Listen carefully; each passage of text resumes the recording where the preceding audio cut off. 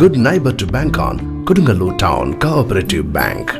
17 ബ്രാഞ്ചുകളിലും anywhere banking സംവിധാനം. സഹകരണ മേഖലയിലെ റിസർവ് ബാങ്ക് ലൈസൻസ് ഉള്ള കൊടുങ്ങല്ലൂരിലെ ഏക കോഓപ്പറേറ്റീവ് ബാങ്ക് എന്ന ബഹുമതിയും KTC ബാങ്കിന് സ്വന്തം.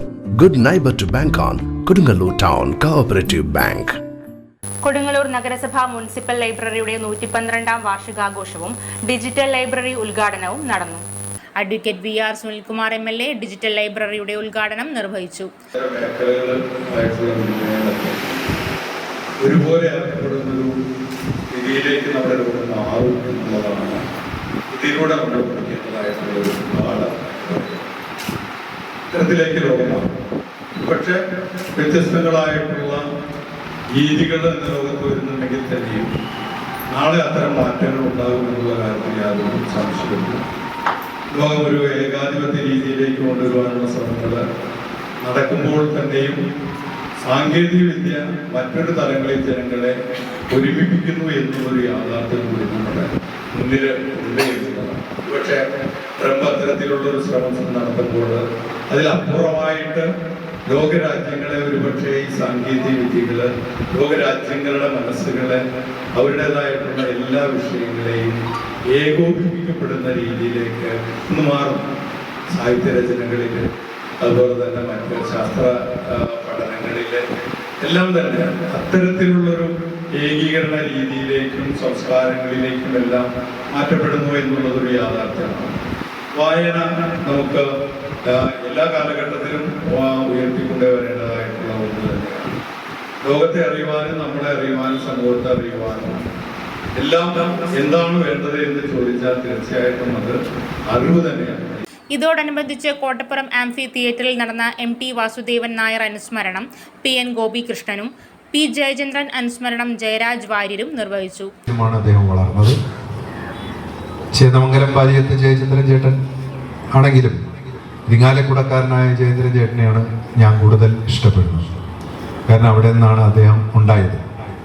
അദ്ദേഹത്തിൻ്റെ കലാകാരൻ ജനിച്ചത് അവിടെയാണ്.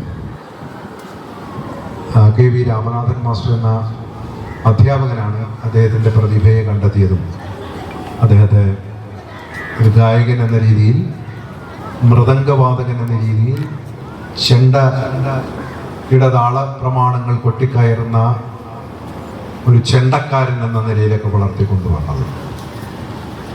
ജയചന്ദ്രൻ്റെ അനുസ്മരണം നടക്കുന്ന ഈ ഓഡിറ്റോറിയത്തിൽ, ഈ ആംഫി തിയേറ്ററിൽ 2-3 പാട്ടുകൾ നിങ്ങൾ കേട്ട് കാണും. അദ്ദേഹത്തിൻ്റെ 3-4 പാട്ടുകൾ ഇവിടെ വെച്ചു. നീയൊരു പുഴയ എന്ന പാട്ട് ആണ് ഇവിടെ ആദ്യം വെച്ചത്, ഇവിടെ ഈ നമ്മൾ കേട്ടത്. പിന്നെ സിദ്ധാർത്ഥ എന്ന സിനിമയിലൊരു പാട്ട് കേട്ടു. പിന്നെ 2 അദ്ദേഹത്തിൻ്റെ ലളിതഗാനങ്ങൾ കേട്ടു. ആ ശബ്ദം കേൾക്കുമ്പോഴൊക്കെ എനിക്ക് തോന്നുന്നത് ജയേന്ദ്രൻ ചേട്ടൻ എവിടെ മരിച്ചു? ജയേന്ദ്രൻ ചേട്ടൻ്റെ ഭൗതിക ശരീരം മാത്രമേ ഇവിടെ നിന്ന് പോയിട്ടുള്ളൂ. അദ്ദേഹത്തിൻ്റെ സംഗീതം ഇവിടെ നിലനിൽക്കും.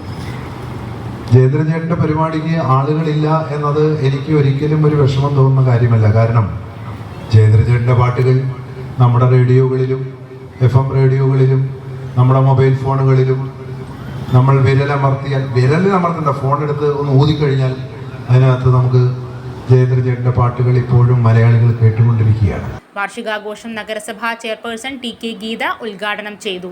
നഗരസഭാ vice chairman advocate VS Dinal, standing committee ചെയർമാൻമാരായ ലത ഉണ്ണികൃഷ്ണൻ, LC പോൾ, ഷീല പണിക്കശ്ശേരി, കൗൺസിലർമാരായ KR ജൈത്രൻ, രേഖാശൽ പ്രകാശ്, നഗരസഭാ സെക്രട്ടറി NK വ്രജ എന്നിവർ സംസാരിച്ചു. സ്കൂൾ ലൈബ്രറി എന്ന വിഷയത്തെ ആസ്പദമാക്കി നഗരസഭാ പരിധിയിലെ എല്ലാ സ്കൂളുകളെയും പങ്കെടുപ്പിച്ചു നടത്തിയ വീഡിയോ മത്സരത്തിൽ വിജയികളായവർക്കുള്ള സമ്മാനദാനവും തുടർന്ന് P ജയചന്ദ്രന്റെ ഗാനങ്ങൾ ഉൾപ്പെടുത്തിയുള്ള ഗാനമേളയും നടന്നു.